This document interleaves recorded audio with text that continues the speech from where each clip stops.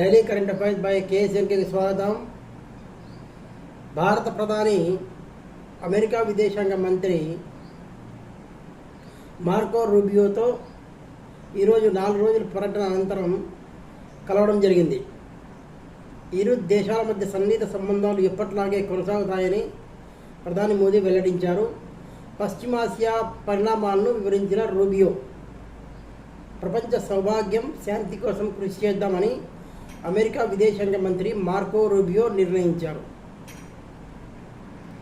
Science and technology విషయానికి వస్తే, నింగిలోకి తీసుకెళ్లిన స్టార్షిప్ అంటూ అమెరికాకు చెందిన స్పేస్ ఎక్స్ సంస్థ తన భారీ రాకెట్ స్టార్షిప్ V3ని పరీక్షించింది. భారత కాలమాన ప్రకారం శనివారం తెల్లవారుజామున 4 గంటలకు ఈ ప్రయోగం జరిగింది. టెక్సాస్ రాష్ట్రంలోని స్టార్ బేస్ వద్ద ఏర్పాటు చేసిన కొత్త లాంచ్ ప్యాడ్ దీనికి వేదికైంది.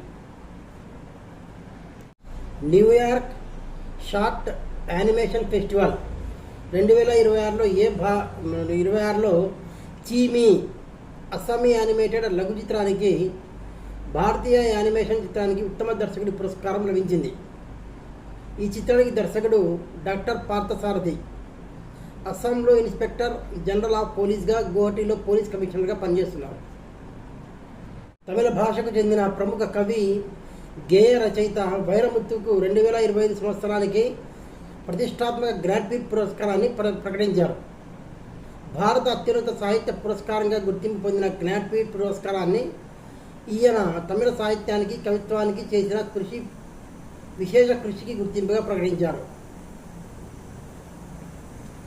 ఎర్త్ అవార్డును 2026లో మార్చి 28న రాత్రి 8:30 నుంచి 9:30 వరకు నిర్వహించారు. ఈ దినోత్సవాన్ని ఏటా ప్రపంచవ్యాప్తంగా మార్చి నెల చివరి శనివారం రోజున నిర్వహిస్తారు. పర్యావరణ పరిరక్షణ కోసం ప్రజలు స్వచ్ఛందంగా 1 గంట పాటు లైట్లను ఆపేస్తారు.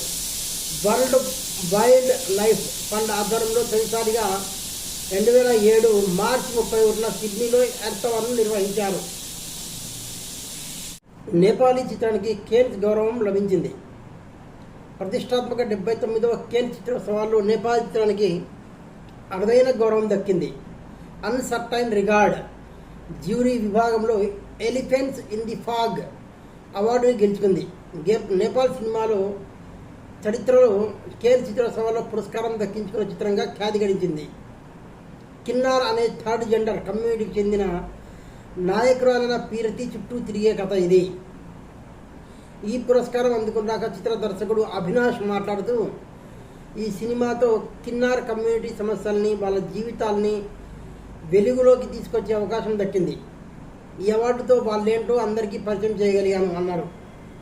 అన్సర్టైన్ రిగార్డ్ విభాగంలో ఆస్ట్రేలియన్ దర్శకుడు సాండ్రా ఊల్నర్ రూపొందించిన ఎవ్రీ టైమ్ చిత్రం పురస్కారం గెలుచుకుంది. ఇదే సెక్షన్లో స్పెషల్ జ్యూరీ విభాగంలో లూయిస్ క్లిచ్చి తెరకెక్కించిన ఐరన్ బాయ్ అవార్డు దక్కింది. వార్తల విషయానికి వస్తే, గురీందర్ సింగ్ కొత్త జాతీయ రికార్డు 10.09 సెకండ్లలో 100 మీటర్ల పరుగు పూర్తి చేశాడు. గురీందర్ సింగ్ భారత ఫాస్టెస్ట్ స్ప్రింటర్గా గుర్తింపు పొందాడు. జాతీయ సీనియర్ ఫెడరేషన్ అథ్లెటిక్స్ టోర్నీలో అతను కొత్త జాతీయ రికార్డును నెలకొల్పాడు. 100 మీటర్ల పరుగును 10.09 సెకండ్లలో గురీందర్ సింగ్ పూర్తి చేసి అగ్రస్థానాన్ని సొంతం చేసుకున్నాడు. జమ్మూ కాశ్మీర్కు చెందిన రంగస్థల నటుడు భాండ్ పాథేర్, కళాకారుడు బిలాల్ భగత్ 79వ కేన్స్ ఫిల్మ్ ఫెస్టివల్లో స్వదేశీ సంప్రదాయ దుస్తులతో రెడ్ కార్పెట్పై నడిచి ఫ్రెంచ్ తీరంలో కశ్మీర్ స్ఫూర్తిని చాటారు. వీధి నాటకం లాంటి జానపద సాంస్కృతిక రూపకం భాండ్ పాథేర్కు 100 ఏళ్ల చరిత్ర ఉంది. కశ్మీర్లోని కుగ్రామం కూడలి నుంచి కేన్స్ దాకా వెళ్లిన తన కళా ప్రస్థానాన్ని వివరిస్తూ ఈ ఫోటోలను సామాజిక మాధ్యమాల్లో ఆయన పంచుకున్నారు. రహత్ షా ఖాజ్మీ దర్శకత్వం వహించిన బాంబే స్టోరీ చిత్రంలో బిలాల్ భగత్ కానిస్టేబుల్ షిండే పాత్ర పోషించారు. కేన్స్లో ఈ చిత్రాన్ని ప్రదర్శించారు.